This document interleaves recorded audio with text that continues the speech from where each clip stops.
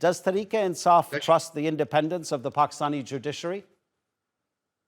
Well, there have been doubts about Pakistani judiciary, and unfortunately, we've ended up on the wrong side of it on the judgments. And this particular judgment that we're talking about at this moment, as I referred to this in one of my tweets as a premeditated hatchet job. Well, yes, we have had problems. In fact, most of the people in this country have had problems with Pakistan's judiciary, which is recognized for having legitimized dictatorships in the country. Yes, we are looking at it rather apprehensively. What did Imran Khan do when he was Prime Minister about those doubts in the minds of the people of the country about the judiciary?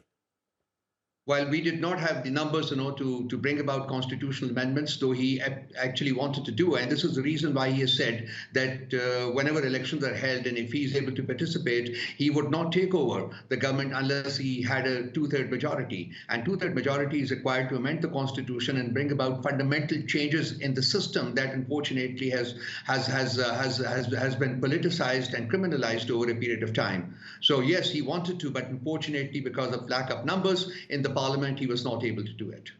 Raoof, have you been able to see Imran Khan or speak to him since he went to prison? Well, no, and but my name has been sent, and once the court approves, my visit to Attock jail, I will immediately go. I cannot go and meet him straight away because the jail authorities and those who are keeping him captive are not allowing anybody except his lawyers. Why aren't his supporters on the streets? Usually when he asks them to come out and protest, and he always says, please do so peacefully, there's so many people out there across the nation, but not this time. Well, there are reasons for it. Before he was taken in, he released a message, and he has been discussing it with his party people, including me, that getting people out on the streets, in a massive demonstration of support, would jeopardize their own lives. Because the administration has been vicious in the last 15 months ever since they have taken over. Consequently, what he said that there are going to be flash protests. That means 15, 20 people or 100 people, they get together and after protesting for about 15 minutes or any other appropriate time, they just melt away so that they are not arrested. This is the principal factor behind the reason why you have not seen so many people on the streets. But we are on a daily basis, reviewing our policy, and in case we feel that we're not going to get justice from the courts, and and the administration is not going to amend its partial tactics, that it has been employing to subdue the party, then that policy may change, and we may call for a general protest in the country. Raoof, if you want to turn that beeping off while I ask you the next question, please feel free to look down. What about the state of the party as it is at the moment with Imran Khan in prison? Does this mean that Shehbaz Sharif, the Prime Minister, and his supporters now have free rein to do whatever they want because you haven't got any protesters on the streets to try to counter the government? You've got the leader of the main opposition party in prison. Does that effectively just destroy all opposition to Prime Minister Shehbaz Sharif? Well, Prime Minister Shehbaz Sharif, today is his last day as Prime Minister of the country, because the Parliament has to be dissolved, and he has said that he's sending in an advice to the President to dissolve the Parliament.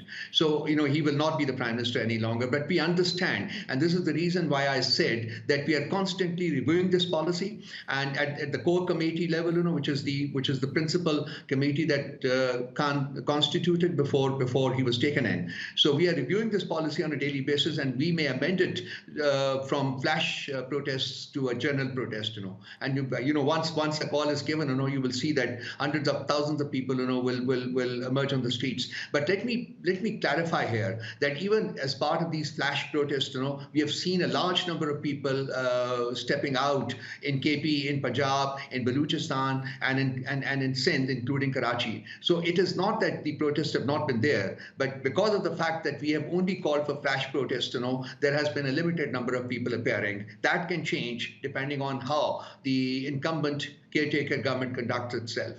Supporters of your party, the PTI, have been saying that they're actually fearful of expressing their beliefs on social media or in public because they think that the intelligence agencies are watching them. I mean, there's this in this open conflict between the PTI, Imran Khan, and the military establishment in Pakistan. But let's not go there. But if intelligence agencies are watching normal citizens who are then too scared to express their opinions, clearly democracy is failing the Pakistani people. There's also tales of media organizations in Pakistan being told, we don't know by whom, you can't mention Imran Khan's name on air. You can't write his name on a ticker. You know, the moving words that come at the bottom of a TV screen. Have you seen any of that? Have you seen Imran's name being mentioned on TV? Well, no. His name was, the media was banned from showing his photograph or mentioning his name till such time he was arrested, and that is when the government media, publicized it to great heights, that he had been taken in. In addition to that, so many other leaders of the party, including myself as Central Information Secretary, I cannot appear on state media. I cannot appear on any other media channels here. So there is a horrible media clampdown here. And, so far as democracy is concerned, sir, there is no democracy in country at this moment in time. Democracy has not failed the people of this country. There has been no democracy. Unfortunately, when Khan was the Prime Minister, we tried to sort of revive some of it, but there were factors, which did not help, and we did not succeed. And ultimately, his government was removed. But if at all this country has to prosper, if at all democracy has to come back to this country in its full sort of force and power, then you need to completely overhaul the system. It's a sick system that we have in this country. Fortunately, the beneficiary elite has perpetuated it over a period of time. The mafias, deeply dug in mafias, which operate, and it's very difficult to tackle them. Khan tried to tackle the sugar mafia, but he was not able to, because the pillars of the state do not play a supportive role. So if at all this country has to come back as a democratic country, then we need to look at the system and bring about fundamental changes. Just disciplines, feeding disciplines will not do. We need a major surgical sort of procedure to be conducted here, and we are prepared to doing it if the people of Pakistan repose their faith in PTI and elections are held. At this moment in time, as I talk to you, there is little prospect of elections being held in the country within the constitutionally stipulated 90 days